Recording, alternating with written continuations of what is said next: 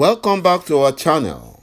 Thank you for tuning in and thank you for supporting us. But if you are new to this channel and you haven't subscribed yet, please encourage us by doing so that we can bring you the latest news as they come, so that we can support our leader, ﷺ, IPOB, and Eastern Security Network to make our Biafran dream a reality. He said, ﷺ has moved to court to challenge his extradition from Nairobi, Kenya to Abuja, Nigeria in June 2021.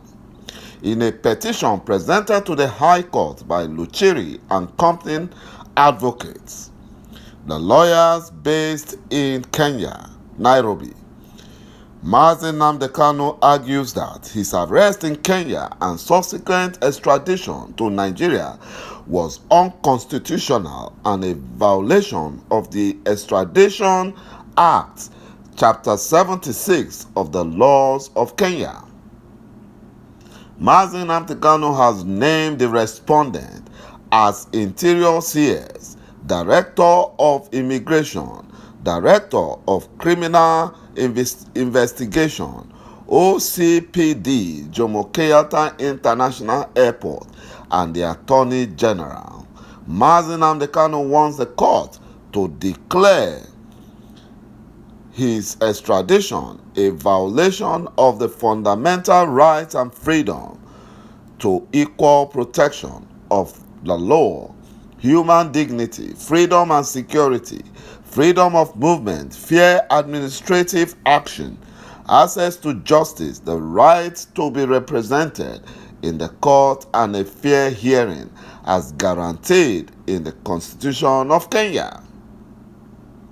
ﷺ is seeking an order for exemplary and punitive damages issued against the respondents on account of their gross violation of the subject's fundamental freedoms and rights as enumerated in the petition.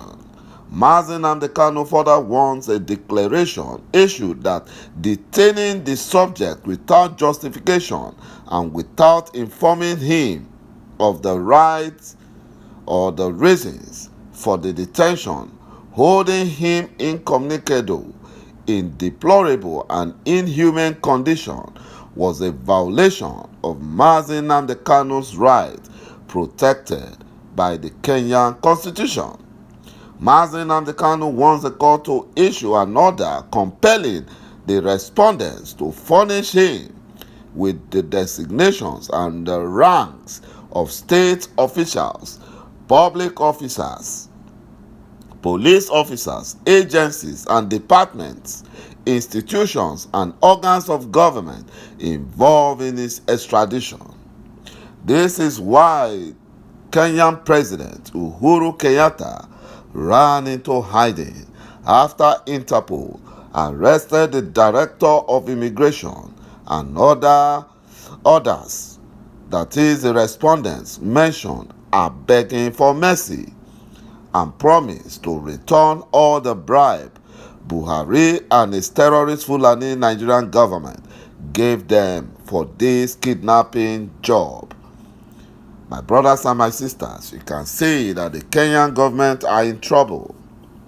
You know, ﷺ was apprehended at the Kenya airport on June 19, 2021 and was unlawfully detained for several days, after which he was illegally and stalely extradited to the zoo called Nigeria without his British passport, in an utter non-compliance with laid down processes of laws in Kenya.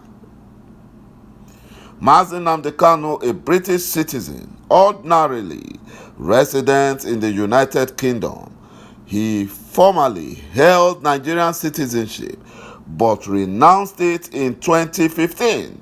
Subsequently, his Nigerian passport was taken away from him by the Fulani Nigerian government.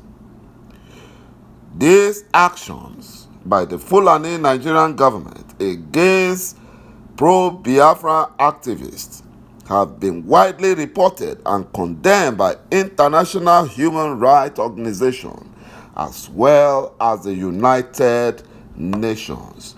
My brothers and my sisters, you can see that Buhari and his Fulani Janjaweed Nigerian government are also in big trouble.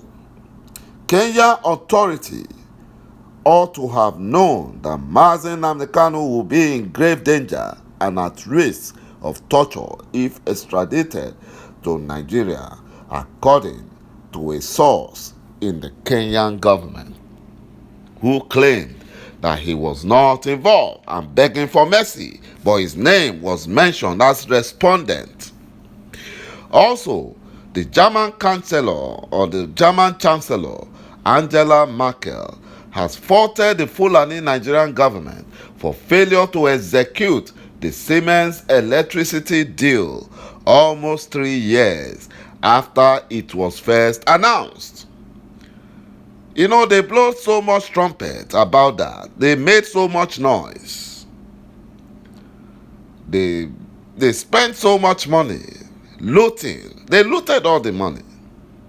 You know, in 2019, the first phase, which is a 7,000 megawatt, would have been achieved by 2021, while additional 11,000 megawatts is to be concluded by 2023. The overall grid capacity is meant to reach the 25,000 megawatts, but no phase has been executed, and the German Chancellor Merkel blamed funding and the demand for mostly local content to execute the power project caused a setback. How will the Fulani terrorist Nigerian government have funding after using all the money to pay Fulani terrorist bandits for their ransoms after kidnapping? And they are also using the money to resettle repentant terrorist Fulani bandits and Boko Haram. There is no way they can have money. And that is why they are borrowing and running the zoo aground. The German leader, Merkel, queried the local content demand by the Fulani Nigerian government, stating that if the request was agreed to, investors will lose out and there will be solar panels or gas power plants failures. Angela Merkel hinted that the local content demand was 40 to 50%, despite Nigeria having no industrial base that could support the request by the Fulani Janjaweed government led by Buhari. My brothers and my sisters, you can see that the Buhari government, the Fulani terrorist Nigerian government, have no interest of the zoo at their heart. All they are interested in how to overrun Nigeria for their terrorist Fulani kinsmen coming from the Sahel. All they think about is about cows, cattle, Fulani terrorists. Thank you, my brothers and my sisters, for watching this video, and bye-bye for now.